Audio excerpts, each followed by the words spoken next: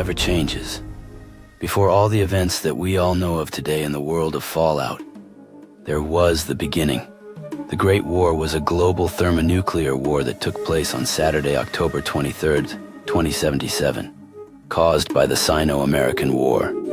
It resulted in the destruction of all participating nations and a broad, global disruption of the climate and billions of casualties as a result of nuclear blasts, exposure to radiation, and the subsequent collapse of social and government structures, all within the span of just 2 hours. The United States of America and the rest of the world were transformed into a wasteland. Even 200 years later, the consequences of the Great War can still be felt in the form of radiation, diseases, monsters, homicides, suicides, and starvation. War never changes. Its scars run deep into the very fabric of society, a reminder of the devastating power humanity wields. The end of the world occurred pretty much as we had predicted. Too many humans, not enough space or resources to go around. The details are trivial and pointless. The reasons, as always, purely human ones. The nuclear holocaust was a direct result of the decade-long conflict that left both the United States and China exhausted. By 2077, a combination of attrition, loss of supply routes, and offensives conducted by the United States across the front left Chinese units in Alaska, stranded and cut off from reinforcements. The liberation of Anchorage, spearheaded by winterized T-51 power armor units under the command of General Constantine Chase, marked the end of the Battle of Anchorage after a decade of war. But the victory was Pyrrhic, leaving both nations crippled, unable to recover from the long-term effects of the nuclear fallout. The world that remained was a shadow of its former self, struggling to survive in a post-apocalyptic wasteland. Among the ruins and chaos, new factions emerged, vying for power and control over the shattered world.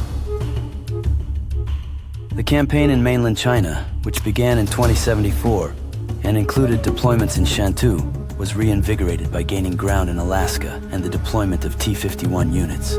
However, as American soldiers pushed deeper into the mainland, Chinese resistance increased. By October, the situation transitioned from a rout into a stalemate. Despite a decade of war, there was no end in sight. Billions of dollars and thousands of casualties were spent in vain, despite taxes and various wartime revenues ensuring the federal government was able to fund a standing army the likes of which the United States had never seen before. In a desperate attempt to bolster the offensive and break the stalemate, bases across the United States were sealed and troops were redeployed.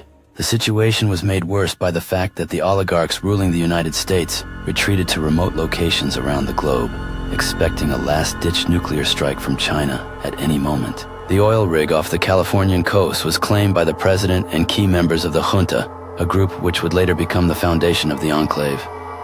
The United States was leaderless, continuing on simply due to inertia. In 2065, Robert House arrived at the conclusion that a nuclear war was inevitable by 2080 or sooner. Meanwhile, Vault-Tec had been scheming with other corporations, such as Robco and Big MT, to finance their vaults and firmly establish a monopoly. To this end, they offered to initiate a nuclear blast to kick off the Great War, so as to ensure their investment would pay off, and eventually, their experiments and individuals within the vaults would be able to take control of the surface, though it is not known if they ever had the chance to follow through on such a provocation. The tension rose as the world teetered on the brink of destruction, with the fate of humanity hanging in the balance. The war both began and ended on October 23, 2077. Submarines were identified by Compact T at 003 EST off the west coast. At 0337 EST, a squadron of high-altitude bombers were sighted off the Bering Strait. 6 hours later, at 0913 EST, Ions detected the first 4 missile launches, and the United States moved to DEFCON 2. 4 minutes later, NORAD reported confirmed strikes. Citizens of Washington received warnings after the West Coast was already destroyed. Unclear where the bombs came from or who initiated launch first, air raid sirens sounded. And at 0926 EST, the president ordered a retaliatory strike according to scenario MXCN91. Nuclear bombs hit Pennsylvania and New York at 09:42 ESTI. By 09:47 EST, facilities had gone offline. The nuclear exchange continued for 2 hours. The Chinese stealth submarine Yangtze launched its missiles at the American East Coast from the Boston Waterway. Las Vegas was spared a direct nuclear strike, as Mr. House had also prepared for the inevitability, disabling or destroying 68 out of the 77 warheads heading for the city. A relative few were able to reach safety in underground vaults constructed by the Vault Tech Corporation.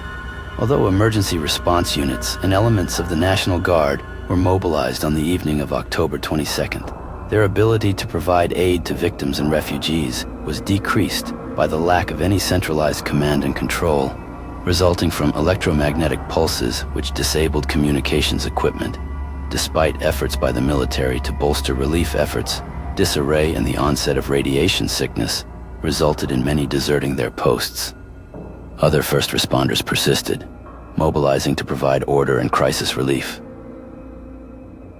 As the dust settled and the Great War came to its devastating end, the world lay in ruins, scarred by the horrors of nuclear fire. The survivors emerged from the ashes, facing a harsh new reality of mutated creatures, radioactive wastelands, and the struggle for survival. But amidst the chaos, rumors began to spread of a shadowy organization hidden away in their fortified bunkers, watching and waiting to emerge and claim what remained of the world. The Enclave, a remnant of the pre-war government, with their advanced technology and ruthless ambition, loomed on the horizon, their presence foreshadowing a new chapter of conflict and intrigue in the wasteland. Thank you for tuning in for our Fallout series. Be sure to continue to join us as we journey through the wasteland one chronicle at a time. Be sure to like, comment, and subscribe to the channel. Stay tuned for more thrilling adventures and exciting quests in the world of Fallout. Your support means everything to us as we continue to explore the depths of this post-apocalyptic universe.